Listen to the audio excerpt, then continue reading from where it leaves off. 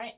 Hello, everybody out there, Facebook, YouTube, Twitter, live today with Victoria Eloise. We've got a great show planned for you today, talking about Lamont, the executive orders in SEMA4. Have you guys heard of SEMA4? All right, let's get Victoria live. Hey, how are you, girl? Hi. I'm pretty good. I'm good. Nice. All things considered, I'm good. Good. So we've got some big stuff happening. I don't even know where to jump in first. So maybe because I'm already at the point where was I with the post that you made about the legislature and Lamont's executive order. Should we start there and then we'll jump into SEMA 4? Yes, ma'am. All right, sounds great. So you guys are aware out there that Governor Lamont he hasn't renewed his powers yet, even though the newspaper is saying that. So just want you guys to know that this is a trick that newspapers play, and that's not reporting the news. That's not what news is, all right? He wants to, and so the Republicans had a news conference this morning, which was great, over on the north steps of the Capitol, where they were talking about this very thing, and they're not too happy about it. Because, well, let's get into this. The legislature, let me make sure that I'm going to pull you up here. Oops, that's still me. There we go. And let me click right on here. So, why is not going? Oh, I know. Sorry, guys. Oh, here we go. There it goes. So, Governor Ned Lamont, I'm on the first slide in there, Victoria. Let's talk about this. Okay, bear with me. My computer is being a little slow here, so sorry about this. So as you were saying, he has not, he very well can't just reissue his own power. The first step in the process was him submitting his proposal. This is why, because by law, if a governor wants to renew a public health emergency, he or she, has to submit their proposal. Why there still is an emergency. You're supposed to put evidence. You're supposed to, he left out all that evidence because there is no evidence showing a continued emergency. But he had to submit a document to the legislature. And that's one of the things I posted yesterday. Now, it's interesting because I'll just go to the first picture. So you are on the one that says Governor Lamont extends Connecticut's state of emergency in response to COVID. Okay. So he put out this press release yesterday, and I find it interesting. I don't have an answer. I don't have a reason. I don't have an answer as to how their press releases and how news channels can report something that's not true. I don't know. To me, in my mind, I follow the law. Like the FCC, there are federal bodies and even local ones that are supposed to really regulate, truth versus a lie. And there's supposed to be accountability here. But so for them to say Governor Lamont extends Connecticut's state of emergency, no, he did not. He submitted his proposal he submitted to the legislature his request. It's not like, if I didn't know anything about anything and I read this, I would believe it's extended, right? Wouldn't you? Yeah, absolutely. That's the thing that's really shocking to me because guys, he did not extend it yet, okay?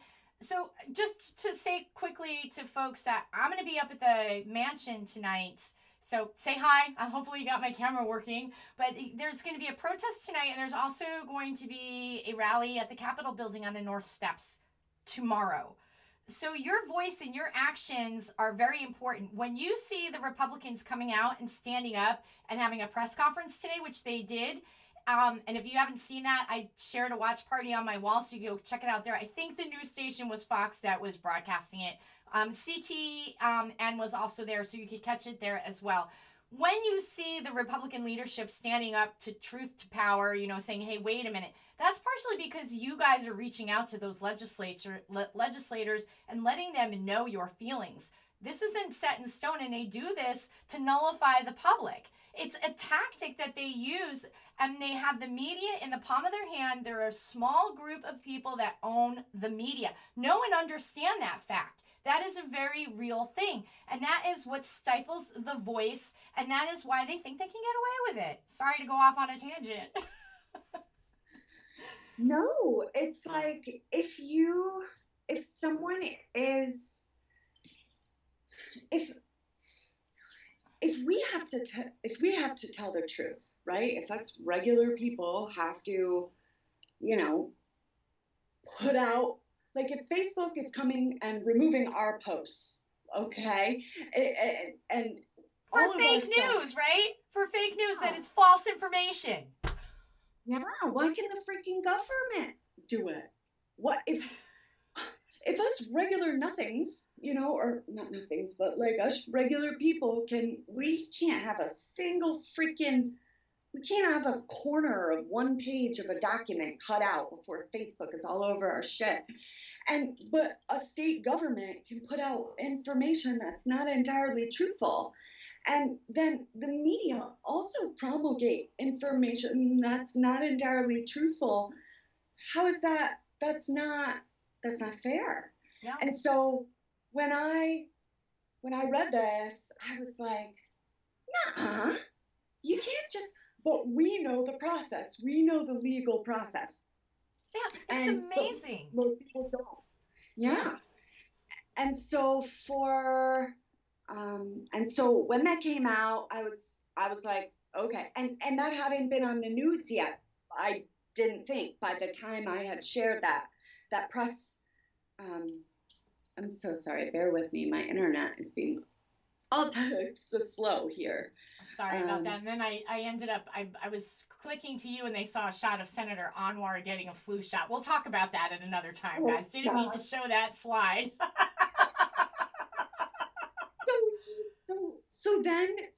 So that was his press release. And then if you just go right to the next picture, this is the actual document for his extension, his whatever, and it's supposed to be much fuller than this, it's supposed to have more information, let's read one of these sentences.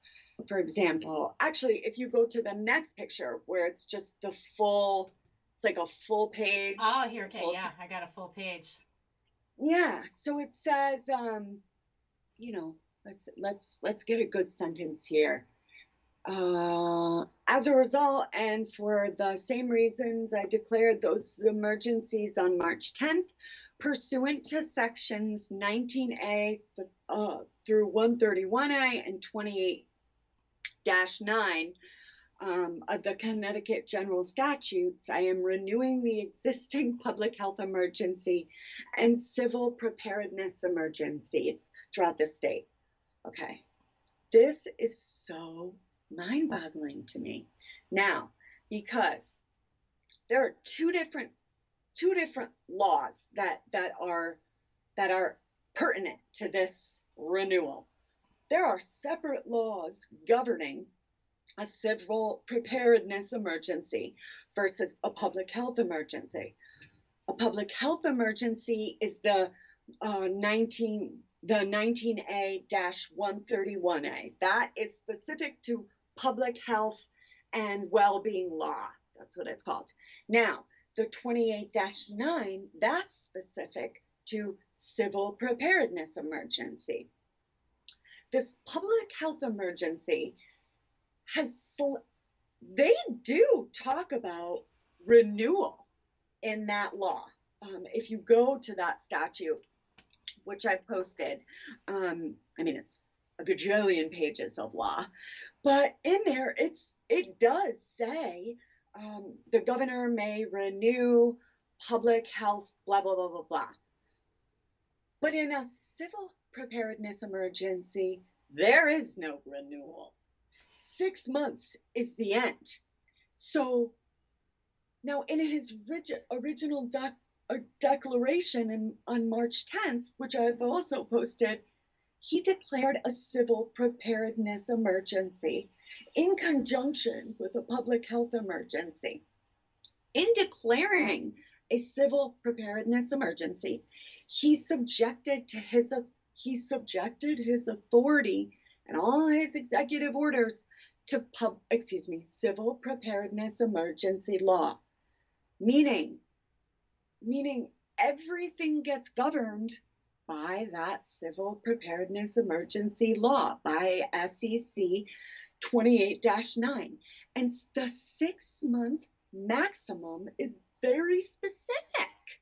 No more than 6 months, unless the legislature is willing, it's not about willing, they have to. If they want to, if he had just declared a public health emergency without a civil preparedness emergency, there would be more wiggle room. He could potentially just renew, but that's not what happened. He declared a civil preparedness emergency. You have to follow the statute. And one of the very specific statutes does not exceed 6 months. So if they want to give him a renewal, they have to rewrite the law because it will no longer be 6 months anymore. So they would have to rewrite a general statute is a process. You don't just okay. You don't just pop it out from a Wednesday to a Monday because September 9th is a week away. Yeah, they have to have that statute ready and rewritten to go. And the other thing that is interesting to me is, so every single one of these 70 plus orders, was written and issued during the civil preparedness emergency. Okay? Which means, what's he gonna do? It means that they're all done September 9th. Okay? They're all null, voided September 9th. What's he gonna do? Reissue every single one under the new Connecticut general statute? No. I think they're banking on the people. One of the things that came up today at the Republican press conference, which is great that they did that. I'm glad to see there's finally some serious pushback. But they said that the governor is surprised. He's surprised. So guys, are you listening? Governor Lamont is surprised. We're not being loud enough, okay? We need to, and when you call there, you get put on hold, and it's difficult to reach these legislators and stuff. But you need to keep trying because your efforts are having an impact. Because they can't just rewrite the statute. They're thinking like they think we're stupid. They think we're stupid, or Lamont thinks we're stupid because the Republicans are starting to stand up and push back. And the reason. So they absolutely can rewrite chapter 17 SEC 28-9. They can extend the 6 months if they want to. But that's a big deal under a false pandemic. Mm-hmm. Like, to rewrite law under false pretense is an indictable offense. It's a federal constitutional state offense. All the above. So they're afraid to rewrite that law because they know that this is BS. And so they don't want to get in trouble, get arrested. So they're not talking about the fact that they have to rewrite this law. They have to, which means it will be new law for every governor to come. And every legislative member's name is going to be on that document, that rewritten document. And they're afraid because... They should be afraid because this is bogus. Yeah. And so for them to... You can't pick and choose. So Like, they can't just extend the public health emergency. They can't do that. Like, because they had a civil preparedness emergency going with the public health. You can't just say, okay, this one's done. We're going to continue the public health emergency, but the civil preparedness emergency is over. No, because if you're extending it past the 6 months, no, it's not over. No. So they have to rewrite the law. And that's a serious, it's interesting because we were doing a little back and forth with Dr. Pettit on his Facebook last night. He was messaging a few of us truthers back and forth, I like that he does that. He will engage. Yeah, he's a good representative, Dr. Pettit. That's cool. That's really cool. Yeah. And someone had screenshotted my thoughts on how, okay, well, you have to start over. You have to reissue all new executive orders, blah, blah. You have to under the new general statute. And he didn't have an answer. And he said that he was going to check on it. And then, we haven't heard back from him yet. But anyways, so the fact that they're just ignoring this whole part of the law is like, you can't do that, So yes, I found that. So as of now, actually, you can click to the next picture. Okay, let me get on there. Give me a second, guys, as I switch over so I can click on through that. Oops, I went backwards. Here we go. Now on to the next one. All right, tell us oops, I keep clicking on Senator Anwar getting his flu shot. I don't mean to do it. Must be like a must be a reason for that. Sorry about that, guys. That's the wrong one. Here we are. I'm in the right place. I'm blind. I can't see even with my glasses on. Okay, what are we looking at? What is this? So this is a really great, I read this early. Actually, this is one of the articles I read earlier, because I've known about the fact that this 6-month thing, like, I've known the law. I knew the statute. I knew it was done September 9th. Nobody did. Like, the first time I posted that, like maybe, I don't know, a few weeks back, people freaked out. Nobody knew that, or a lot of people didn't know because the government ain't telling people the truth. The news isn't reporting the truth. So I read this early on. When did this come out? In June. Yeah, June 2nd. And it talks about like they expire September 9th. This was written in June by Pullman and Colmy law firm. And so I'll just read this part in the rectangle here. Given our state constitution and the separation of power among 3 branches of government, which they seem to have forgotten all about, 2 possible outcomes emerge, okay, when September 9th hits. Number 1, the legislature takes action to amend CGS 28-9 or enacts separate legislation that adopts the executive order changes, or otherwise allows some or all of them to run beyond the 6-month time limit. But that little sentence right there, they can run on under the new law. Under the laws, they have to rewrite and enact. So that's number 1. Number 2, the governor declares a second civil preparedness and or public health emergency. Now, that's never been done before in the history of Connecticut, okay? And so there's no legal precedent for it. And so these people can't just do that without data being presented, without public health departments being consulted, without evidence being presented. It's like they're skipping all this stuff. So I thought this article was really great because it just summed up, the fact that, like, okay, there are things that have to be done in order for this governor to just do whatever he wants. And none of those things have been done yet. So, and it grinds my gears so much about how the news they are reporting information that is false. You know, if you didn't look on Facebook, if you didn't do any of your own research, you or you just didn't have access to non-corporate media information, you would right now be under the assumption that masks are in order till February. Like you wouldn't know that none of these things have been decided yet.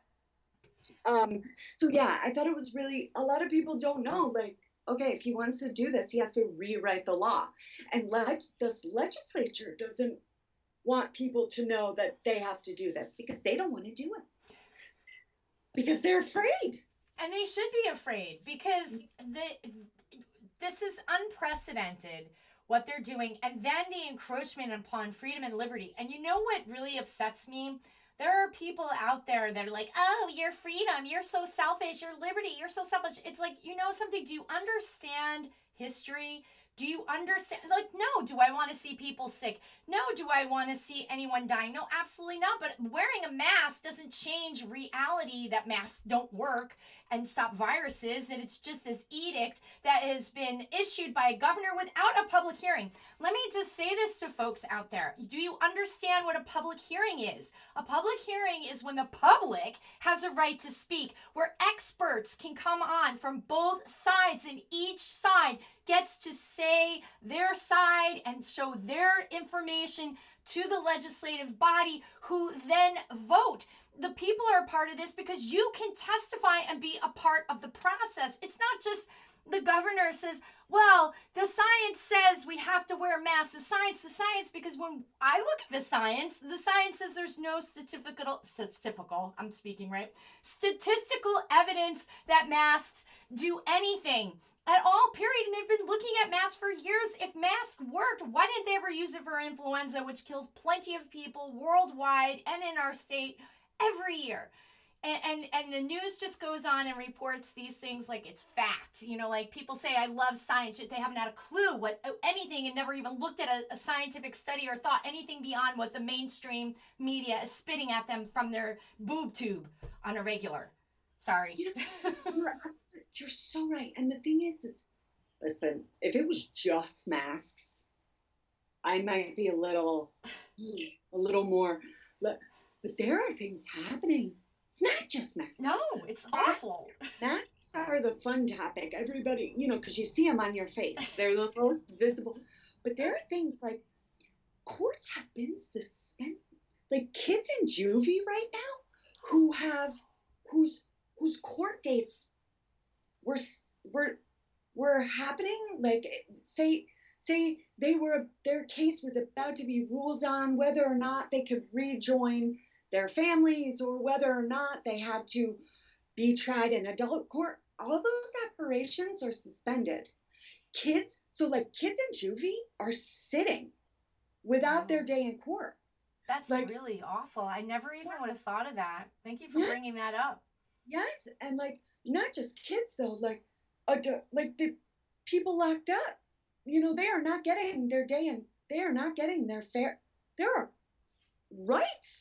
They have persons who are incarcerated have rights, and they are not able to have their day in court because of freaking Lamont. He suspended these court operations.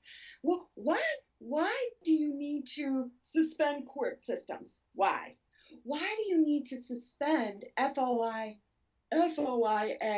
timing requirements? Why do you need to suspend oh God, there's all sorts of like all the laws on all the new laws on ballot voting and early ballot, all of these changes that are happening to our medical system as well. You know, I had a woman, this is the last thing I'll say, but I had a woman reach out to me saying that UConn Health was not allowing her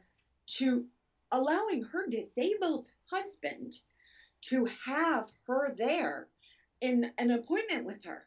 They had said that nope, only one person may enter the appointment. And this man is disabled, Okay? And they're telling him he cannot have his wife present. That is against the law. That's so I call. cruel. Wait a minute.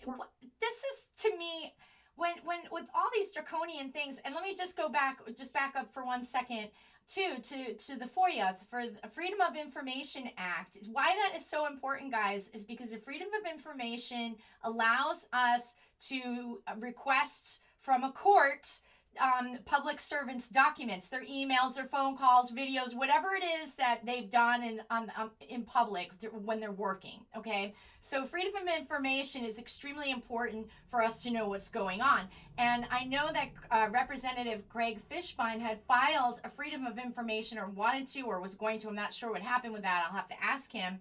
But he was filing a FOIA for Lamont's reopening team, who is operating public-private partnership outside of the legislative body, which is unprecedented and absolutely ridiculous.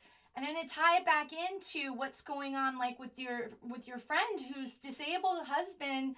What do you mean their family member cannot be with them? What do you mean people have to have special permission to do this kind of stuff? Or go to a nursing home where 70% of the people died. Yeah, it's not like they want the whole neighborhood at the appointment. They just want their wife. And so I'm like, oh no. So I call. And I tell them, and I have the recording, and if ever anybody wants to use it, I call UConn and I inform them that I'm recording them, because Connecticut is a 2-party consent state. You got to tell the people you're recording them.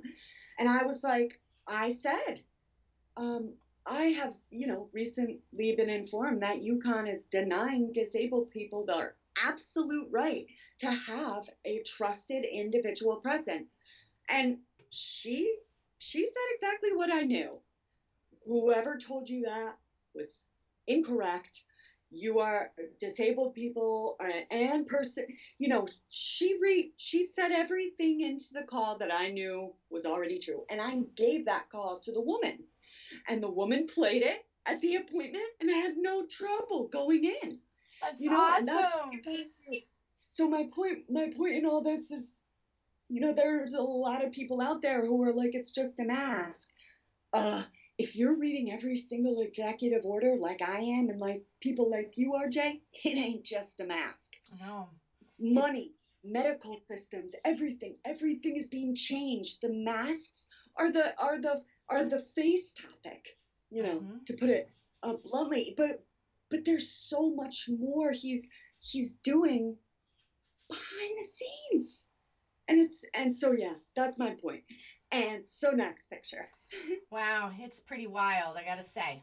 Okay, what are we looking? Looks like another letter. Yeah, and this is just and then this post is done. We can jump to SEMA4, but this was just I have been posting this like once a week. This is his original declaration, and I'll just read here what I wrote.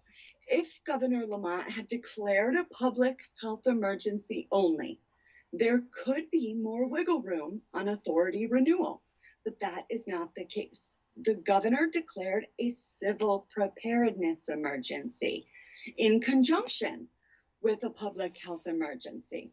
By declaring the state in civil emergency, Lamont subjected his authority to civil preparedness emergency law. So any orders issued during that time of civil emergency, they must expire at the 6-month time limit. They have to, unless the legislature is going to rewrite the law, which they can do. But then the governor has to reissue every single one under. The great way to think about it is like, when a police officer is arresting someone, you don't change the law while they're being arrested. Okay? You don't. So say the officer is arresting someone for burglary. Well, you can't change what burglary means while the burglary is going on. Okay? You can't change law while it's like you have to let the time expire, rewrite it, and like it's a thing. This has to be done. They have to do it. We'll see if they do. Very interesting. I'm so thankful for you and your research and understanding of the statute and the law, because we have to get people. I think what happens is we forget in life, right? People get busy. They got things going on, especially right now because there's so many stressors.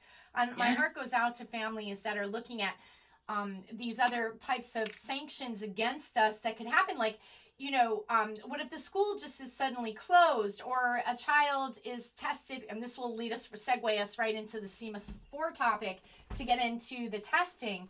So if the school all of a sudden says, like the way our school is working, is they send home information and it says, well, if your child is, sick, they got to get tested for COVID.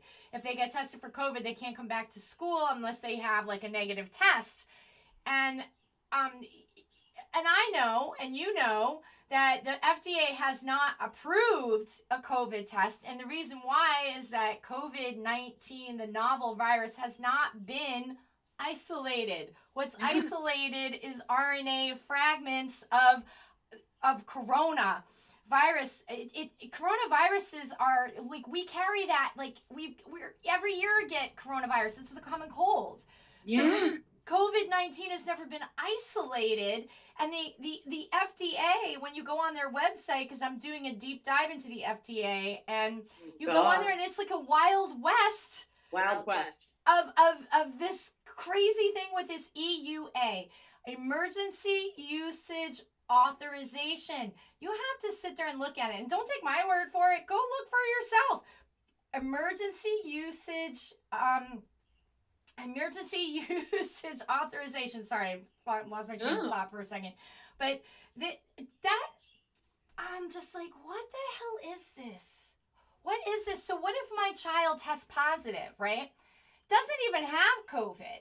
Does that mean, now I'm a little confused about what's going on in the state of Connecticut, because in some states they're doing, the whole family's on quarantine. The classroom's on quarantine. So if my child tests positive for COVID, the class that the child is in, now they do this contact tracing thing or whatever. I mean, who knows if you're going to test positive, or you could test negative and actually, be sick with something. Who knows? But the test is not accurate. That's the point. It's a lie.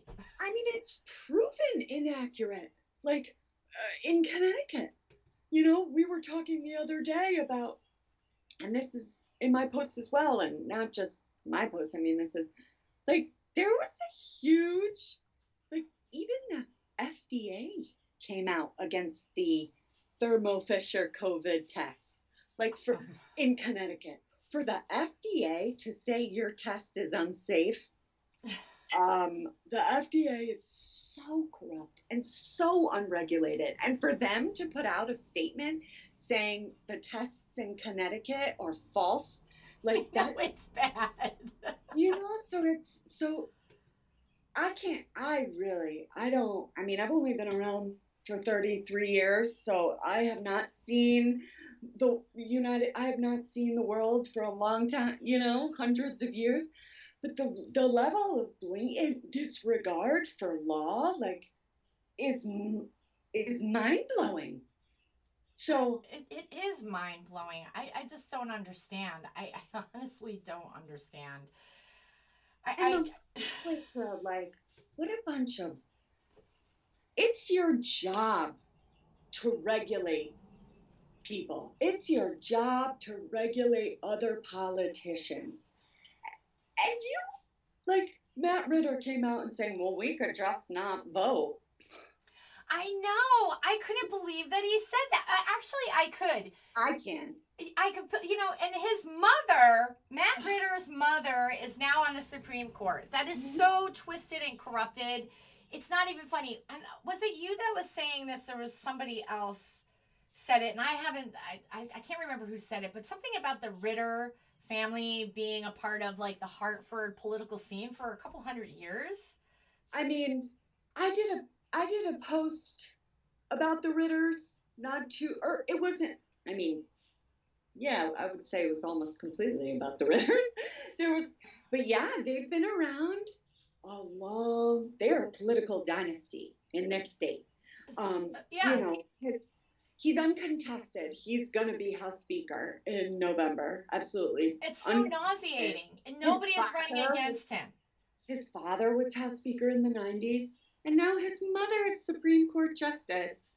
She was a shoo-in, because Lamont modified certain. He suspended certain justice elections, judicial elections requirements. Modified those. Why? How does that have to do with COVID? So he modified that to get Ritter's mother onto the Supreme Court. And let me just tell you guys about Matthew Ritter. They're in the club. You know, George Carlin talked about the club, and we ain't in it.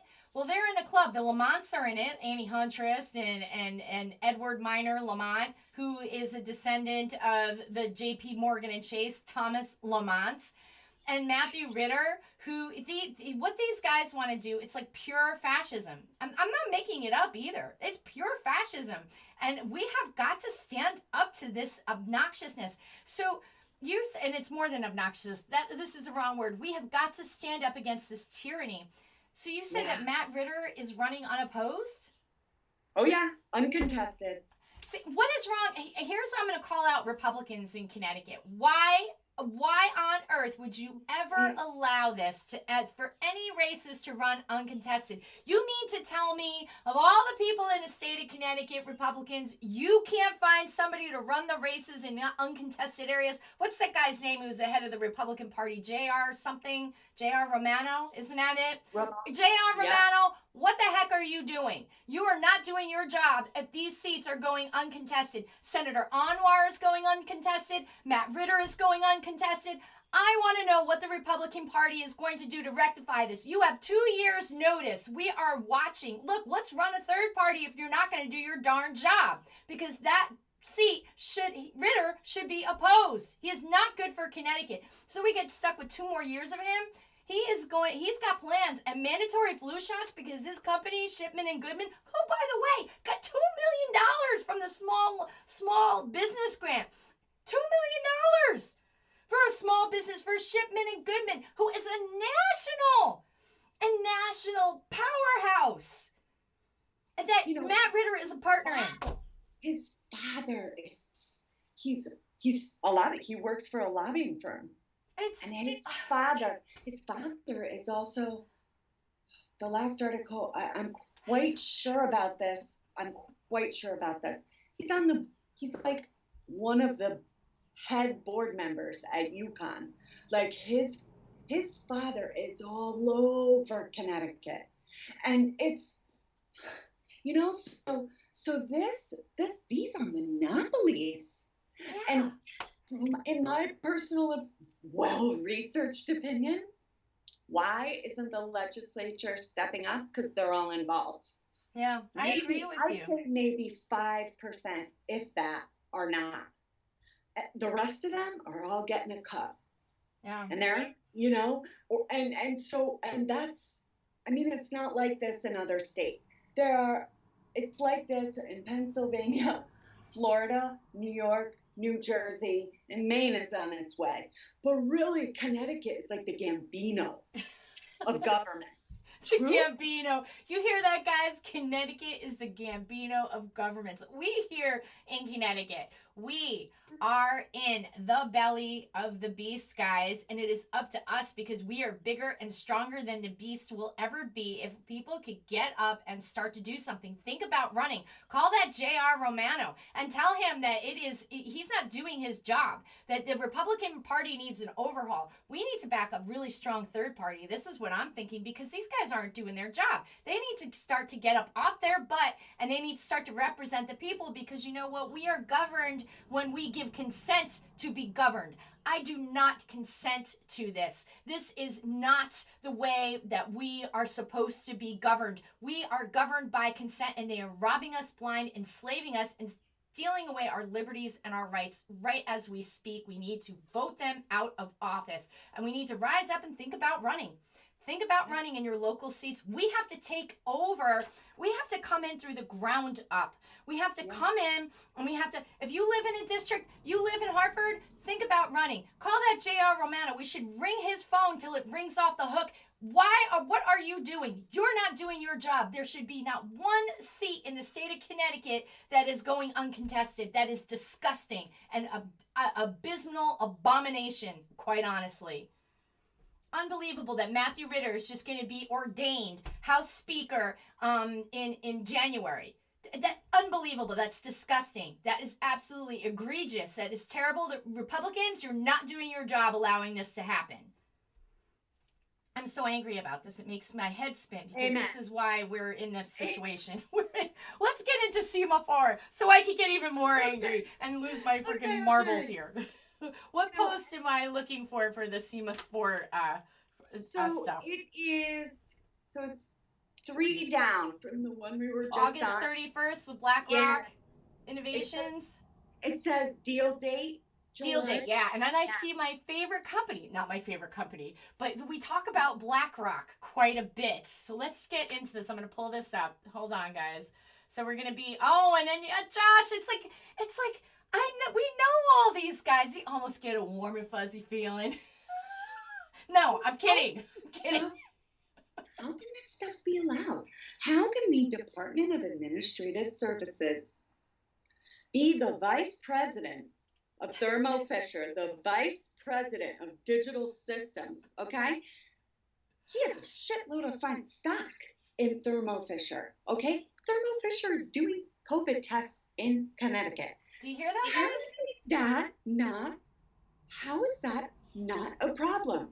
So there are all these major players that know the systems and that know the ins and outs of the COVID technology and the testing. They're just, anyways. Oh my gosh. All right, so I got this slide up. So I see a little, there's Annie, Ned, and Josh. What a happy family. So I'll just read, stay on that screen up. Just that it's just sums it up so perfectly. So there was a big deal that went down on July 29th. So just recently, $121 million deal. The investors who bought SEMA4, okay, which we're going to talk about in a second, for $121 million, BlackRock, sketchiest people, we don't even have time to even discuss them. BlackRock, Connecticut Innovations, okay, which we know Anne Lamont is involved in, Deerfield Management Company, I don't want to butcher that, the next one, Oak Healthcare and FinTech Partners, LLC, okay, Section 32, more strategic ventures, and the Blackstone Group. So this group of investors, which Anne Lamont is 100%, her financial firm, specifically named Oak Healthcare and FinTech, they acquired SEMA4, okay, on July 29th. Big ass investment. Now, SEMA4 is interesting because, I'll read this. So on that first, it'll be easier if I just kind of go through it with you. My computer is being a little bit slow here. Bear with me. Okay. So this was an article that came out. So SEMA4 was a problem for some people early on because there were a lot of people out there who were like, Anne Lamont's company is doing COVID testing in Connecticut, like that people know this. And so this caused some bad press, caused Governor Lamont some bad press. And so the Hartford Courant came out with this article, June 14th, 2020, and I'll just read this one little box here. There was a wrinkle, though, actually. I'll start here. The last of the big four labs to sign on May 21st was SEMA4, a self-described patient-centered health intelligence company located in Brantford and Stanford. And then this next box, there was a wrinkle though. SEMA4 is one of the healthcare startups in which Oak Healthcare and FinTech has taken a position. Taken a position, please. Should SEMA4 profit, we've talked about this before, from its contract with the state by short-term revenue or long-term reputation enhancement, so a long-term reputation enhancement, so would, over the normal course of events, would Anne Lamont and her partners. So the Hartford Courant called that a wrinkle. Personally, I think that is a phenomenally sized, substantial conflict of interest, but fine. Now, I put the link to that article in my post, so please go read it, people. Now, the next picture. Sorry, I'm flying through it because we're already... Time flies when it's me and you know? Yeah, it certainly does. And there's just so much to cover that it's incredible. Okay, BlackRock. More BlackRock, guys. Yes. So this article from the blog magazine Express Pharma, they talked about some new really big deals that have happened recently. And then the article titled, which you can see, Healthcare Industry Reports 95 Deals Worth $4.9 billion in July. In 1 month. Can you believe that? Now, one of the deals is the one that we are discussing right now. July 29th, BlackRock Inc., Connecticut Innovations, Deerfield Management, Oak Healthcare and FinTech Partners. Okay. $121 million deal. Now, do you see inside the circle there, it says the circle, Mount Sinai Genomics? Yeah. Mount Sinai Genomics is SEMA4. The companies are one and the same. They are the same company. Wow. They didn't, and we'll go through the proof in the next couple of pictures, but and I post my first post about SEMA4 and what it really was and who was attached to it was June, right after this Hartford Courant article, way back in June.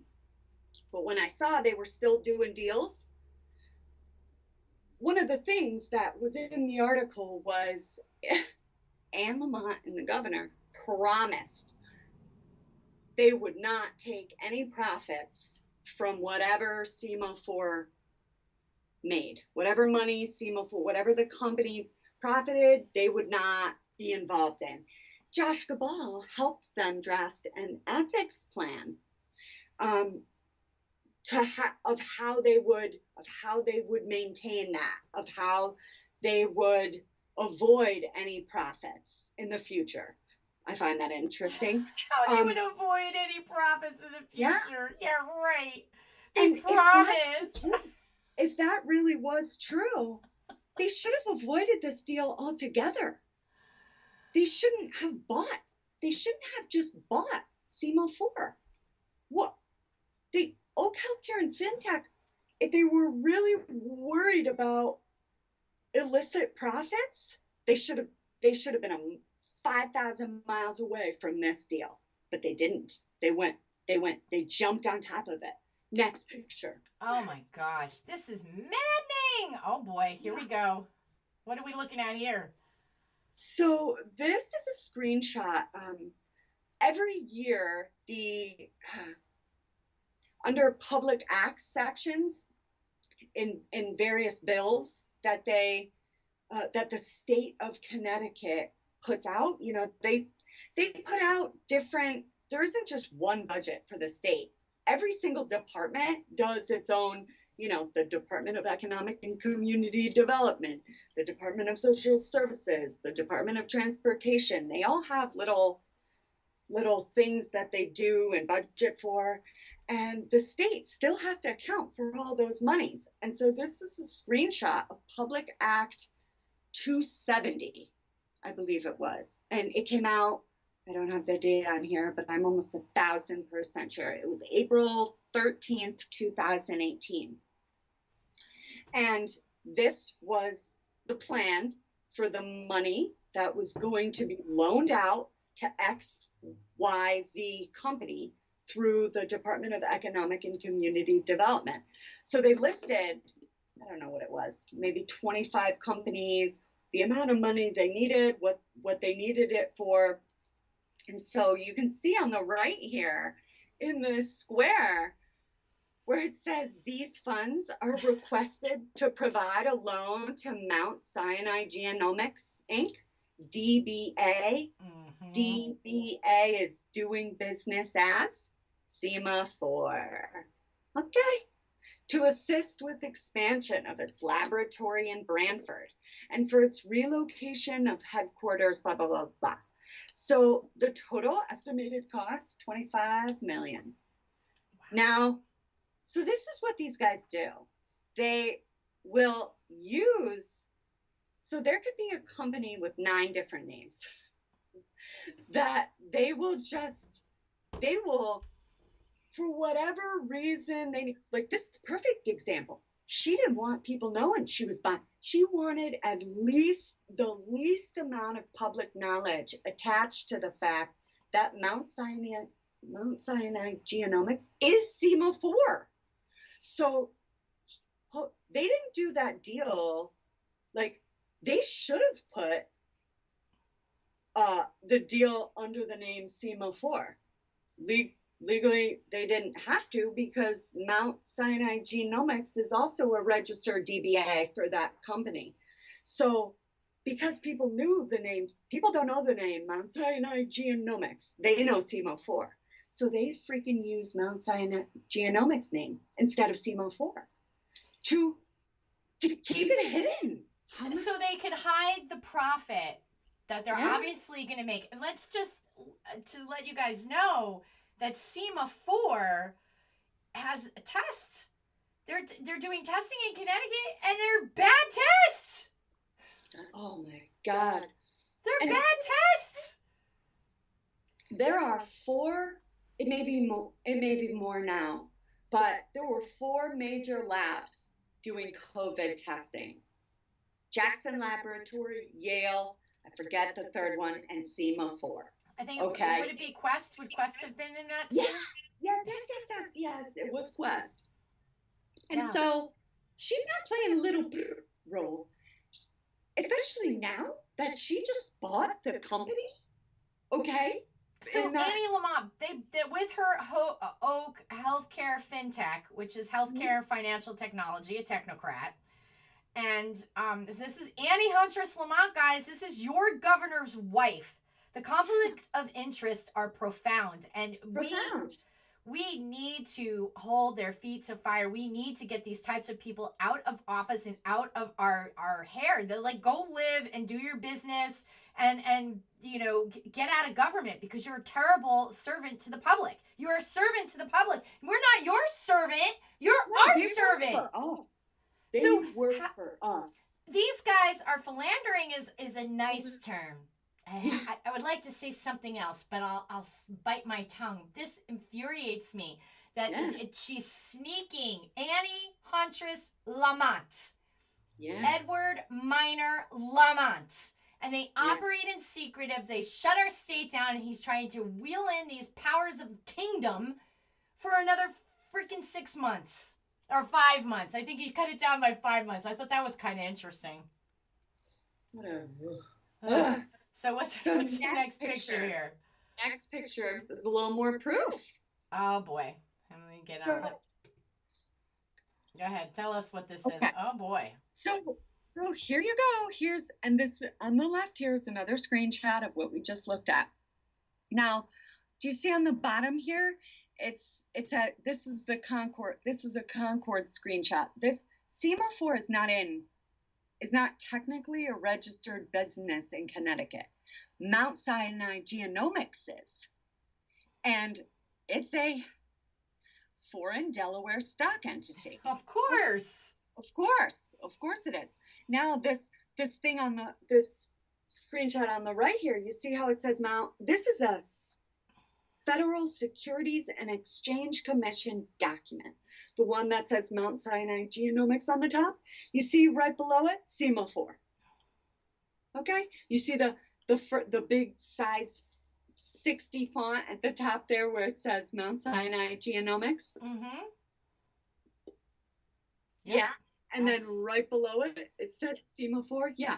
So then if you go down and in that square, the red square, it says right here, legal business name, Mount Sinai Genomics, DBA name, doing business as SEMA4. Wow, sneaky. That is so sneaky. It Do you tells see you that? the address right there, Stanford, same company. Liars. So let me just read this one part right here. Okay. So Mount Sinai Genomics, aka SEMA4, which I already said is a foreign Delaware stock entity. It's a subsidiary shell. Okay. So these are we already talked about Delaware and how Paul Manafort and how there are no law. It's the Wild West in Delaware. You don't have to disclose your names. You don't have to disclose party involvement, so they can philander free and clear. That's why Paul Manafort had those 9 shell entities running out of Delaware because, that paid for his boats and his, women and his what illicit purchases like that, because you can do that out of Delaware. And one thing I want to point out here is this is not, I'm just going to read this. This is not a Governor Lamont problem, okay? Connecticut and philandering state governments like it, which I've named these earlier today, New York, New Jersey, Florida, Pennsylvania, have been stealing federal aid dollars for decades. You know how people are always wondering, how do they become millionaires? They steal Medicaid money. They steal Medicare money. All of the money. So these politicians do not pull money out of thin air. They launder it. They embezzle all of the Medicaid and Medicare and DSS and DOC and DOT money that comes in to the general fund. They freaking steal it. This has been going on as long as social services programs have. That is why, I'm sorry, Democrats, I know not 100% of you do this, but a lot. That is why they push for social services programs, not because they want to help the poor, because they want to steal from it. That's how they get rich. This is how it works. It's been how they steal the Medicaid money. And that is why Medicaid care is so heinous. Not because there's not billions of federal dollars going to it, because it's being stolen. And this is outrageous. Look at this. Look at this. I can't even believe it. So she is profiting. They're profiting. And it's like right in your face. This is SEMA4. So SEMA4 is one of the testing. This is a company that Annie Huntress Lamont owns. And through her Oak Hill and Finance FinTech. And the SEMA4 here, they're with Josh Gabal. You know him. Remember that guy. And he's, what is his company called? The Science, whatever. Thermo Fisher? Yeah, Scientific? Thermo Fisher. Yeah. That was just in the news for their tests being false positives. And then you know what they're going to do with this testing, right? That isn't even approved by the FDA. The FDA, the testing for COVID right now, is the way they're doing it is, and they're doing the vaccine this way too. This should concern you. All of these things are getting approval by emergency usage authorization, meaning that the FDA can cut all these corners. Oh, no animal trials. Oh, we could just breeze through these human trials. They're probably even able to withhold information, Of course, because it's not going through the typical approval process, which is abysmal in its own right. When you start to look into the FDA and drugs that get approved that are dangerous and vaccines that get approved that are dangerous and actually hurt the public, this is just unbelievable. How I'm just stunned at what they are able to just get away with in broad daylight like this. And these tests could ruin people's lives, because if you get all these false positives and this governor is able to initiate the fear factor with a corrupted media that doesn't report the news. The media does not report the news. The media is a joke. Mm-hmm. Now, the best, if you click to the next picture. Oh, boy. Look at that. SEMA4 right in their private financial portfolio of Oak Healthcare and FinTech. Oh, okay. my God. Like, no, this is unhideable. This is fact. And so it's not, you know what? Fine. Of course. Venture capitalists, they have portfolios. They make investments. They don't always know their husbands are going to be governor. But fine. Okay, if SEMA4 was in your financial portfolio from 4 years ago, which it wasn't, but let's say that's the case, okay? Fine.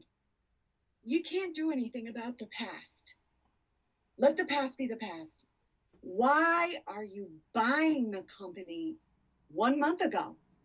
Like, if you really didn't want to profit, if you wanted to be clean and clear and honest regarding SEMA4 and didn't want anything to do with it because it was your conflict, why did you just do a $121 million deal on July 29th to buy it? Like, these are lies. So now, no, she wasn't. That was the deal that included Deerfield Management, BlackRock, a Suite 32, all these. So there was like a little group of maybe, I think it was like 7 of them that bought this. But she should have avoided that deal altogether. She didn't have to do that deal. She did it so that she could make more money off testing. So now there are no, now this little group of like 7 whoever's, including her, any profits will benefit both their short-term financial revenue and long-term reputation enhancement. Exactly what they said they weren't going to do, exactly what they said they didn't want to do, they're doing.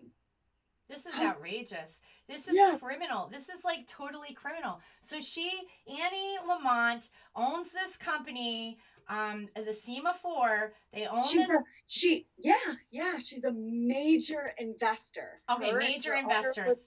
Yes. Excuse me on that. They acquired. Well, it's interesting because like they acquired Mount Sinai Genomics, which is SEMA4.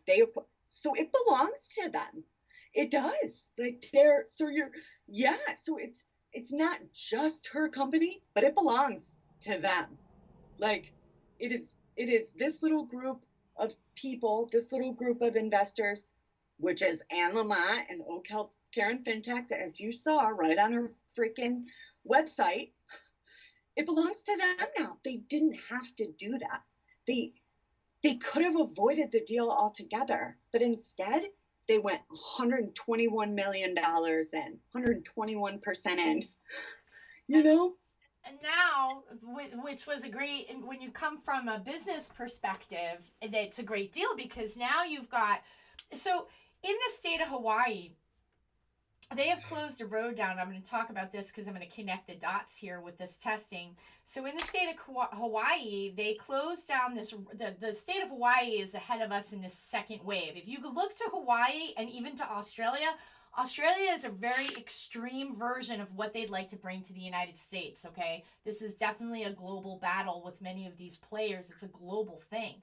So with Hawaii recently, this happened yesterday. They are mandating testing. And what they did is they took a major road. I'm going to pull up this slide for you guys because I did a show on it yesterday and I want to share this with you. But they pulled up, let me get the headline here for you. They pulled up a major, so in Hawaii, they closed down a major road and they're mandating people get tested. So imagine if you're driving in Hawaii and you have to get tested and you don't really know your rights. And so they're testing all these people. Then what they want to do, and Hawaii paper even said this, okay? The Hawaiian paper even said this. You go look for yourself. All you have to do is go look up Hawaii and you look up their local news station. I have a friend out in Hawaii who shared this information with me. And they want to have mandatory vaccination centers, at mandatory contact tracing, mandatory quarantining. Governor Lamont has the power at this point to quarantine anyone in the state of Connecticut because a judge recently ruled, this was a lawsuit with Governor Malloy over Ebola, where he wanted to quarantine West African people coming in from West Africa, wanted to quarantine him. They took a lawsuit out on him, and this was just decided. How conveniently, right? Yeah. So he can order a quarantine. His powers and what he can do, and I'm just going to pull your slide back up here again. What he can do with your life with this testing is this. Here it is, the SEMA4, where they're producing the testing, right? They can make you ruin your freaking life while they profit. So they ruin your life, destroy your business, close down our state, lock you up, put you in quarantine, make you get a vaccine, make you get another test while they are making hand over fist. Does this not piss you off? Because it pisses me off.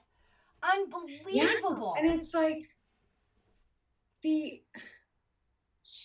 there are very specific laws about quarantine in the state of Connecticut. And there are laws about what happens if people are forced into quarantine. And there's zero precedent. You cannot quarantine entire populations of people. That's not a thing.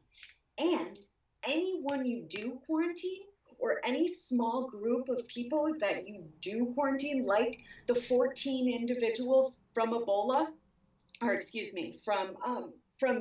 case, where, he forced them into quarantine.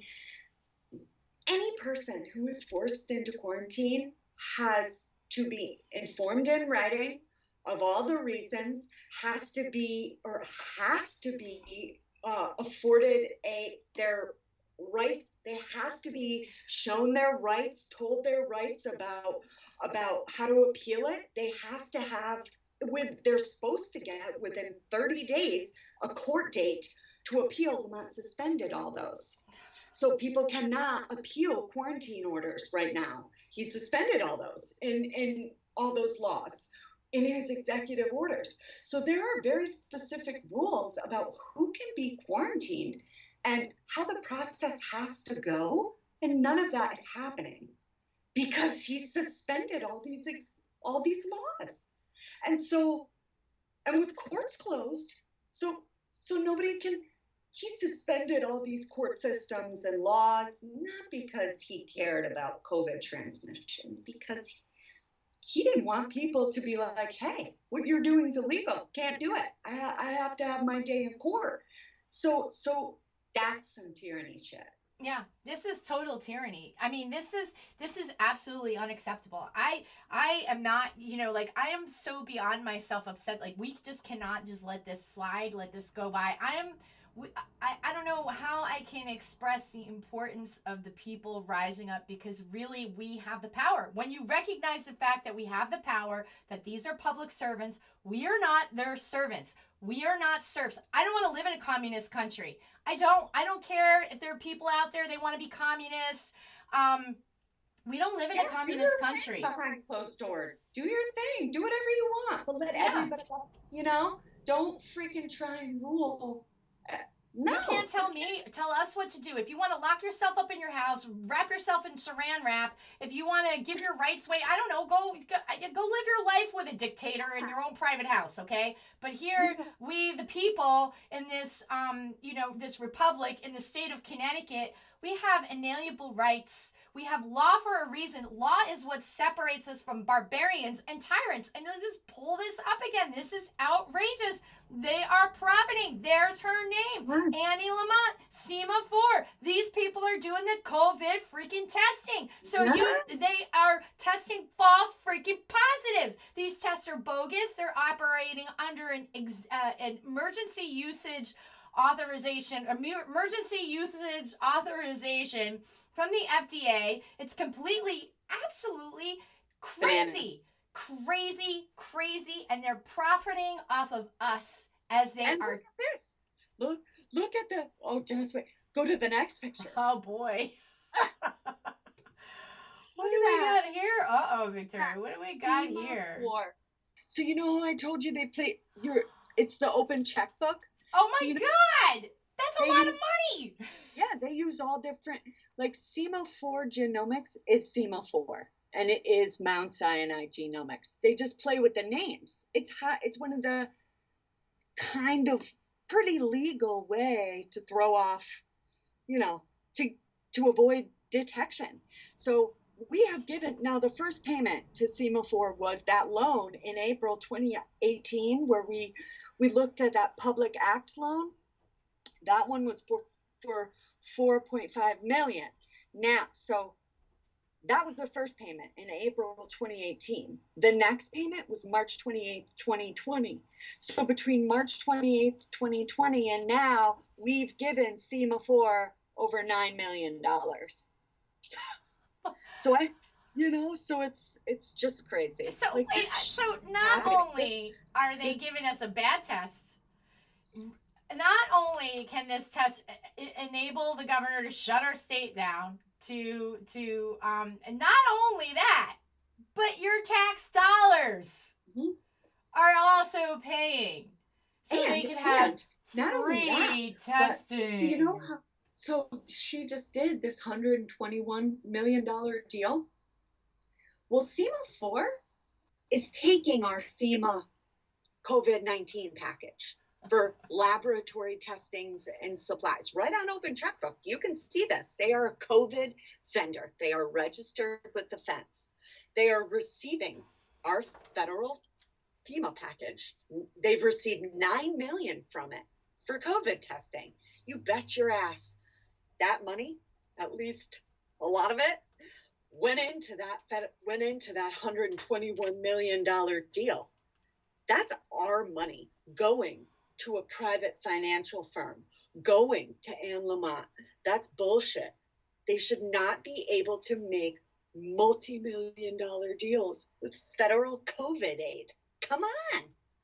I thought too that we had laws against that, like you can't, what would you call it, profiteering? Yeah, you can't do this stuff. It's just not allowed.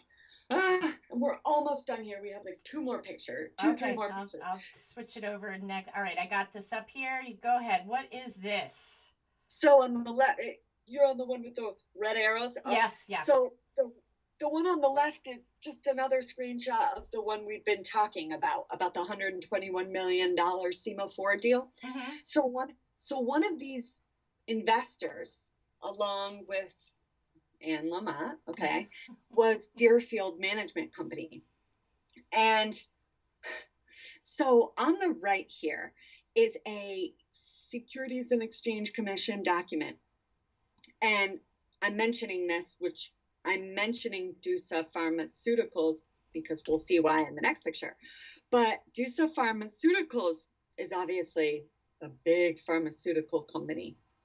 Millions, they make a lot of money. And for every company, whether it's legit or not, which 90% of the shell entities in Connecticut are not, they are part of a group. We talked about this last week about how Anne was involved and she was group member to like those 600 different accounts. So the group member and the group members to DUSA Pharmaceuticals, are listed on the right. So Deerfield Management Company, blah, Special Situations Fund, blah, blah, blah, blah. So, and you can see that Deerfield Management Company is one of the investors that invested in SEMA4 alongside Anne Lamont.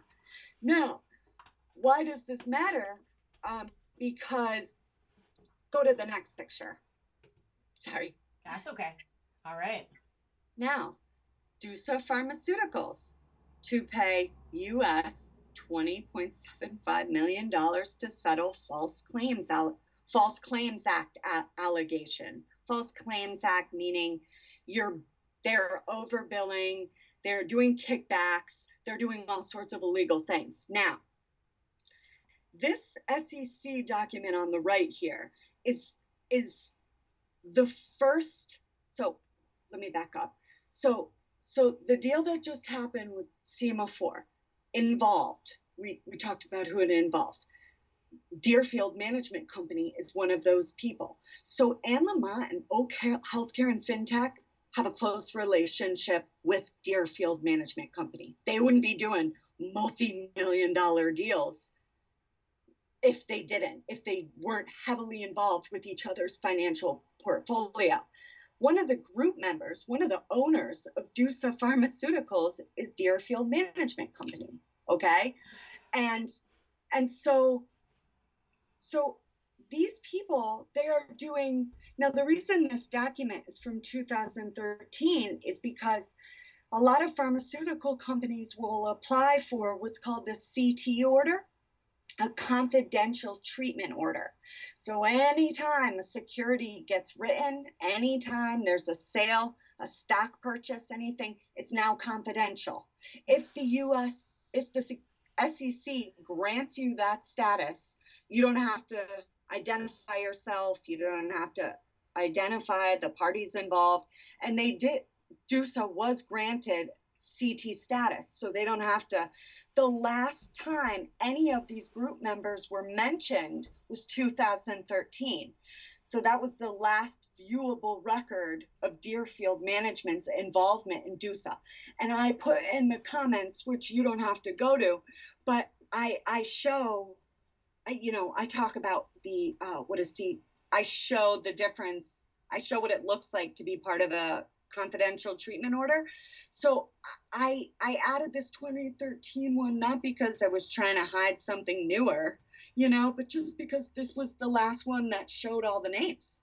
So Anne Lamont Deerfield Management, DUSA Pharmaceuticals, and all the group members involved, including Deerfield Management Company, they have engaged false claims.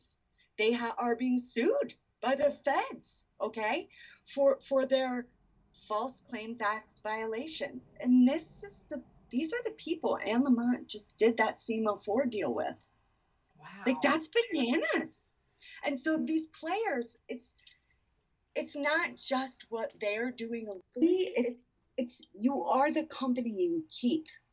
The deals you are doing, these multi-million dollar, already pretty illegal, or like at least hugely conflict of interest-y, like they're not doing them with reputable companies. They're doing with sketchy people, and that speaks volumes. Like, why are you doing that? Because you're sketchy. Yeah. They are sketchy. I think, what I would like to see is that they're investigated, indicted, tried, and we never ever have to deal with them in our state house again. This is our state house, guys. We are governed by consent, and this is not something we can consent to at all. This is not. No. Now, is that the last slide, or we have any more to go through? The last picture was just people. We don't have to go through it. It was just it talks more about that huge 21 mil. They put a little thing out in Stanford. Here, I'll pull it up. Let's pull it up to just Sorry. Go ahead. Yeah, go ahead. This is like, oh, there we go. Stanford-based SEMA4 brings 121 million in new funding. Yeah. Let's celebrate. Right there. Look at that. A group that includes the state chartered investment agency, Can you believe that? Connecticut Innovations, a state chartered entity, is doing things like this. Wow. Can you freaking believe that? And I underlined Oak Healthcare and FinTech and Blackstone in section 32. Like, how can this be acceptable? I don't know. And then the picture on the right there is they are so phenomenally corrupt. We don't have time to go into them, but they are all of the state agencies that are supposed to be like protecting and promoting honest, hardworking, business-friendly environments.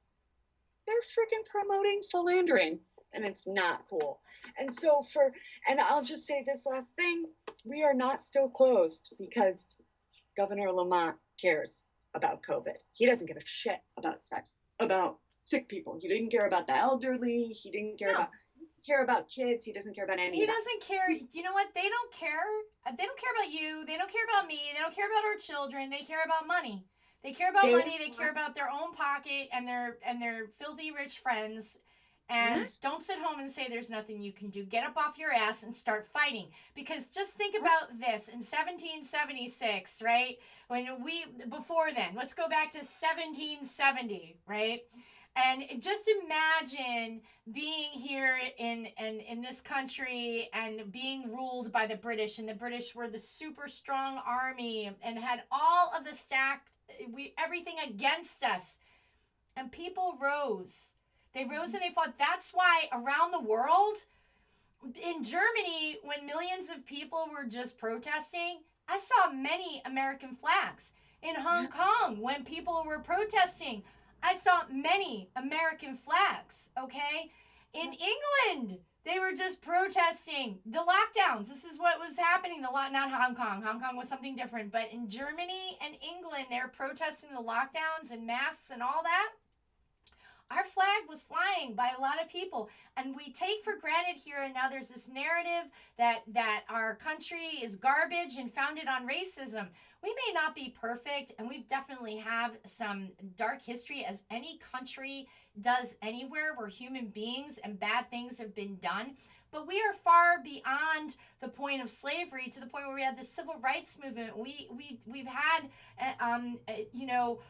all kinds of great strides outside of that, and people are downgrading it and saying, oh, your freedom, like you're stupid, or your liberty, like you're stupid. Like, no, you're stupid. It's to keep us separate. It's to keep us from knowing, that people like our governor have shut down our state so that they could profit off testing.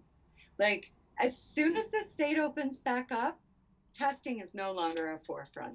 Everything will go back to normal.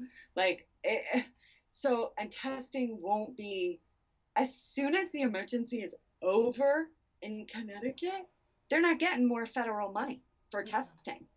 So they don't want us, all of this anger and all of the hate that's spread and the violence and all that. It's to distract. It's to distract and separate us. Yes. And we need to unite, and we need to be we the people, and we need to get active in whatever way that you can get active. I'm going to be in Hartford today, so say hi to me. Hopefully I'll have all my technology working, but I'm hoping to go live with my new little camera. And then there's something also tomorrow at the North Steps of the Capitol, and that's put together by legislators, so please try to be at that one. Do whatever it is you can. Whatever skill you have or whatever it is you can, you got to put you got to put it into action, because we really do have the power. When the sleeping giant awakens, we the people, when that sleeping giant awakens here in the United States, like Germany just had millions of people in Germany on the streets protesting the draconian tyrannical lockdowns. This is global, guys.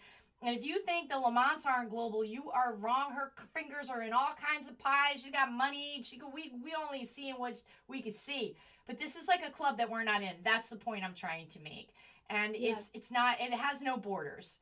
It has no borders. It is all over the world, and it's only when the people rise will we change it. But what an information-packed day. Thank you so much, Victoria. I appreciate all your research. My pleasure. Thank you so much for having me. All right. Till we see you guys again in Cyberland, I'll probably be live up at the Governor's Mansion later tonight around 6 o'clock. Good day, everybody.